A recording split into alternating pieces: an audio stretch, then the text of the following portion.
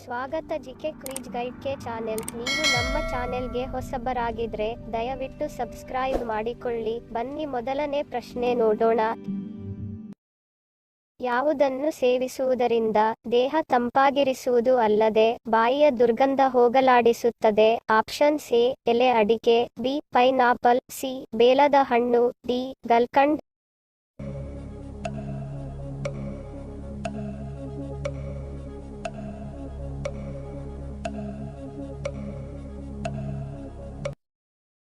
ಸರಿಯಾದ ಉತ್ತರ option C ಬೇಲದ ಹಣ್ಣು. ಬೇಲದ ಹಣ್ಣಿನ ಪಾನಕವನ್ನು ಸೇವಿಸುವುದರಿಂದ ದೇಹವನ್ನು ತಂಪಾಗಿಸುತ್ತದೆ ಮತ್ತು ಬಾಯಿಯ ದುರ್ಗಂಧವನ್ನು ನಿವಾರಿಸುತ್ತದೆ.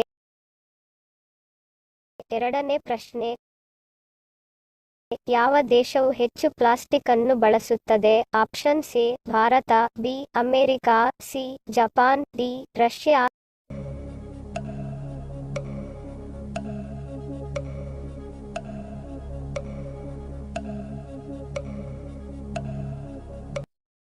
ಸರಿಯಾದ ಉತ್ತರ ಆಪ್ಷನ್ ಬಿ ಅಮೆರಿಕ. ಅಮೆರಿಕ ದೇಶವು ಹೆಚ್ಚು ಪ್ಲಾಸ್ಟಿಕ್ ಅನ್ನು ಬಳಸುತ್ತದೆ. ಮೂರನೇ ಪ್ರಶ್ನೆ. ಯಾವುದೇ ಉದ್ಯಮದ ಪ್ರಾರಂಭದಲ್ಲಿ ಯಾವ ದೇವರನ್ನು ಪ್ರಾರ್ಥಿಸುತ್ತಾರೆ? Option A Narada, B Shiva, C Ganesha, D Vishnu.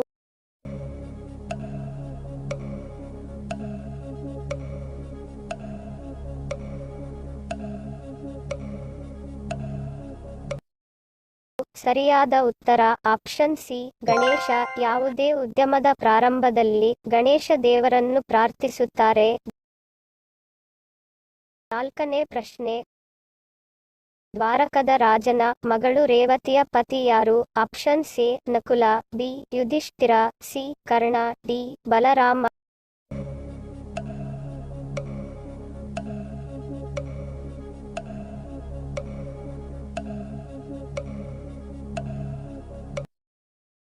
ಸರಿಯಾದ ಉತ್ತರ ಆಪ್ಷನ್ ಡಿ ಬಲರಾಮ. ದ್ವಾರಕದ ರಾಜನ ಮಗಳು ರೇವತಿಯ ಪತಿ ಬಲರಾಮ.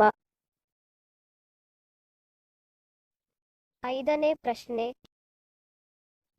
ಭಾರತದ ಯಾವ ರಾಜ್ಯದ ವಿಮಾನ ನಿಲ್ದಾಣವನ್ನು ಗೋಪುರದ ಶೈಲಿಯಲ್ಲಿ ನಿರ್ಮಿಸಲಾಗಿದೆ? Option A Kerala, B Andhra Pradesh, C Tamil Nadu, D Varanasi.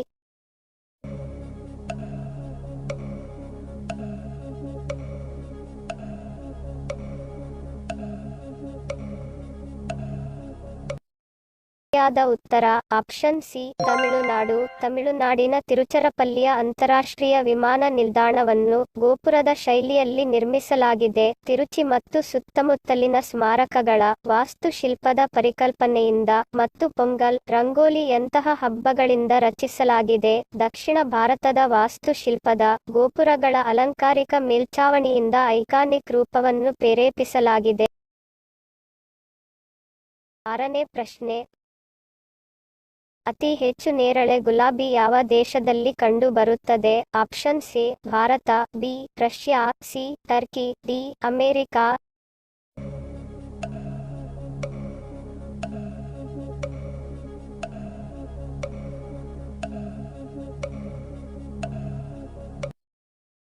ಸರಿಯಾದ ಉತ್ತರ ಆಪ್ಷನ್ ಸಿ ಟರ್ಕಿ. ಅತಿ ಹೆಚ್ಚು ನೇರಳೆ ಗುಲಾಬಿ ಟರ್ಕಿ ದೇಶದಲ್ಲಿ ಕಂಡು ಬರುತ್ತದೆ. ಏಳನೇ ಪ್ರಶ್ನೆ. ಜಿಲೇಬಿಯು ಯಾವ ದೇಶದ ರಾಷ್ಟ್ರೀಯ ಸಿಹಿ ತಿಂಡಿ? Option A Japan, B America, C Russia, D Bharat.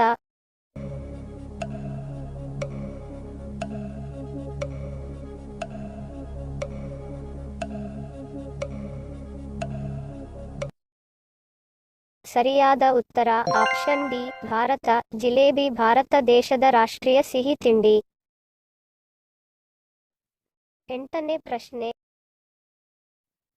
ಯಾರು ಅಥವಾ ಯಾವ ಸಮಸ್ಯೆ ಇರುವವರು ಪಪ್ಪಾಯಿ ಎಲೆಯ ರಸವನ್ನು ಸೇವಿಸಬಾರದು? ಆಪ್ಷನ್ ಎ ಗರ್ಭಿಣಿಯರು, ಬಿ ಅಲರ್ಜಿ ಇರುವವರು, ಸಿ ಬಾಣಂತಿಯರು, ಡಿ ಮೇಲಿನ ಎಲ್ಲವೂ.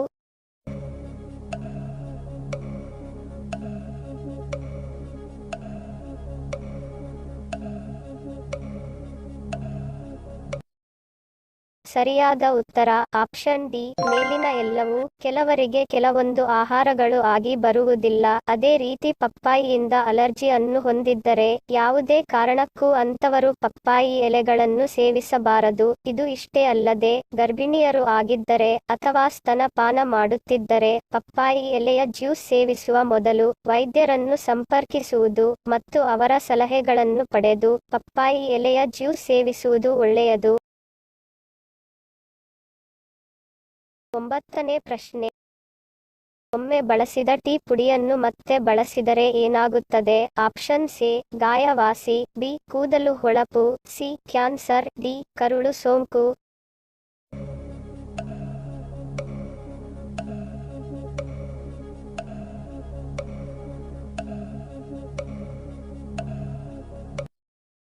ಸರಿಯಾದ ಉತ್ತರ ಆಪ್ಷನ್ ಎ ಮತ್ತು ಬಿ. ಟೀ ಮಾಡಿದ ಮೇಲೆ ಕುದಿಸಿರುವ ಟೀ ಪುಡಿಯನ್ನು ಹೆಚ್ಚಿನವರು ಕಸದ ಬುಟ್ಟಿಗೆ ಹಾಕುತ್ತಾರೆ. ಆದರೆ ಬೆಂದಿರುವ ಟೀ ಪುಡಿಯಲ್ಲಿ ಆಂಟಿ ಆಕ್ಸಿಡೆಂಟ್ ಇರುವುದರಿಂದ ಅದನ್ನು ಗಾಯದ ಮೇಲೆ ಹಚ್ಚಿದರೆ ಗಾಯವು ಬೇಗ ವಾಸಿಯಾಗುತ್ತದೆ. ಒಮ್ಮೆ ಕುದಿಸಿದ ಟೀ ಪೌಡರ್ ಅನ್ನು ಮತ್ತೆ ಕುದಿಸಿ ತಣ್ಣಗಾದ ಮೇಲೆ ಕೂದಲಿಗೆ ಹಚ್ಚಿದರೆ ಕೂದಲಿನ ಹೊಳಪು ಹೆಚ್ಚಾಗುತ್ತದೆ. ಟೀ ಪೌಡರ್ ಕುದಿಸಿದ ನೀರಿನಿಂದ ಫರ್ನಿಚರ್ಗಳನ್ನು ಸ್ವಚ್ಛಗೊಳಿಸಿದರೆ ಫರ್ನಿಚರ್ಗಳ ಹೊಳಪು ಹೆಚ್ಚಾಗುತ್ತದೆ. 10ನೇ ಪ್ರಶ್ನೆ. ಮಾನವನ ದೇಹದ ಯಾವ ಭಾಗದಲ್ಲಿ ಮೂಳೆ ಇರುವುದಿಲ್ಲ? ಆಪ್ಷನ್ ಎ ತಲೆ, ಬಿ ನಾಲಗೆ, ಸಿ ಕಿವಿ, ಡಿ ಮೂಗು.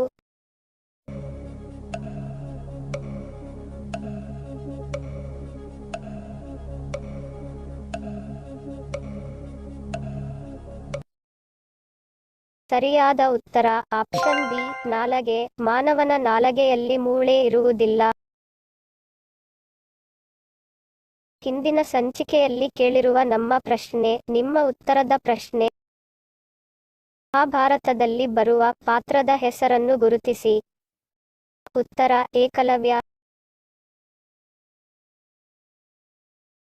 ಸರಿ ಉತ್ತರ ಕೊಟ್ಟವರಿಗೆ ಧನ್ಯವಾದಗಳು. ಇಂದಿನ ನಮ್ಮ ಪ್ರಶ್ನೆ ನಿಮ್ಮ ಉತ್ತರದ ಪ್ರಶ್ನೆ. ಸರಿಯಾದ ಪದ ಜೋಡಿಸಿ.